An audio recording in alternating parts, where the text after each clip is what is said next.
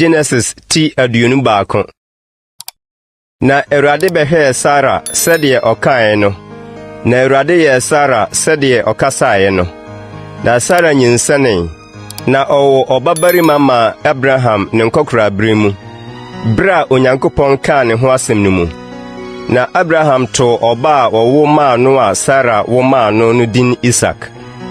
Na Abraham ba Isak dii naawɔtwe no. Otwaa no twetia sɛdeɛ Onyankopɔn hyɛɛ no no. Na Abraham adi mfirihyia 100 na ɔwoo ne ba Isak maa no. Na Sarah kaa sɛ, Onyankopɔn ama me sereɛ, obiara ɔbɛteɛ no bɛsere ama me. Na ɔse, hwan na nka ɔbɛka kyerɛ Abraham sɛ, Sarah bɛma ma nufoɔ, nanso ma wo ba ama no ne nkɔkorabere mu. Na abɔfra no nyinii, na otwaa no nufoɔ. Na da a otwaa Isak nufoɔ no, Abraham too pono kɛseɛ. Na Sarah hunu Misrini Hagar ba a ɔwo maa Abraham no sɛ ɔredi fɛw. Na ɔka kyerɛɛ Abraham sɛ, pam afena yi ne ne ba no, na ɛnyɛ afena yi ba ne me ba Isaac na ebedi adeɛ. Na ne ba no nti, asɛm no yɛ Abraham yie.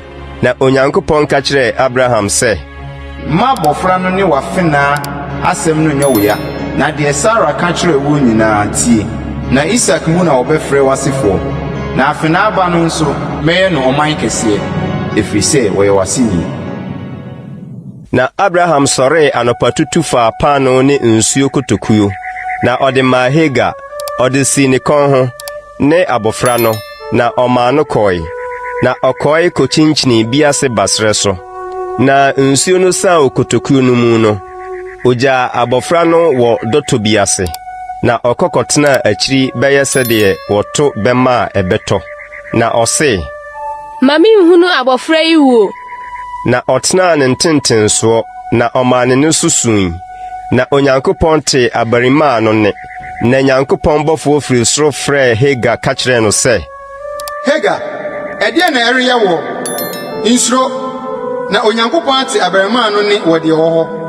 Sɔre ma abarimaa no so, na fa wo nsa so ne mu, na mɛyɛ no ɔman kɛseɛ.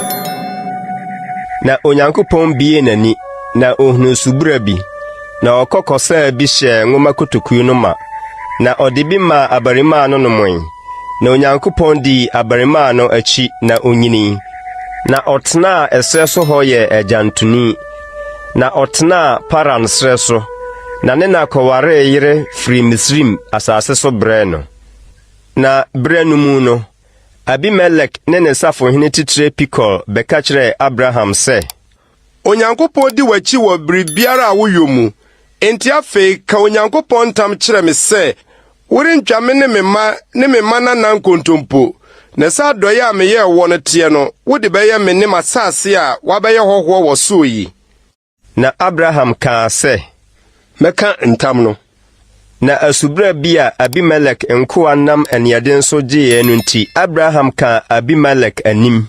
Na Abimelek kaa sɛ, Minim de ɔyɛ saa asɛm yi, na wo nso woanka nkyerɛ me, nanso mentee da gye nnɛ. Na Abraham de nnwan ne anantwie maa Abimelek, na wɔn baanu pamoe. Na Abraham yi nnwantemma abereɛ 7 gyina afa.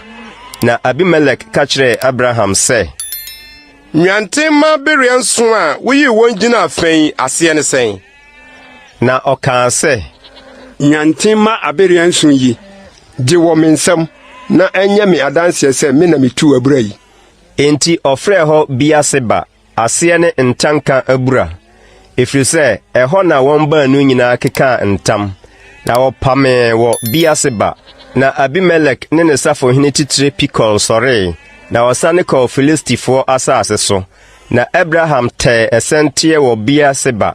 Na ɔfrɛɛ Awurade a ɔyɛ daa Nyankopɔn din wɔ hɔ.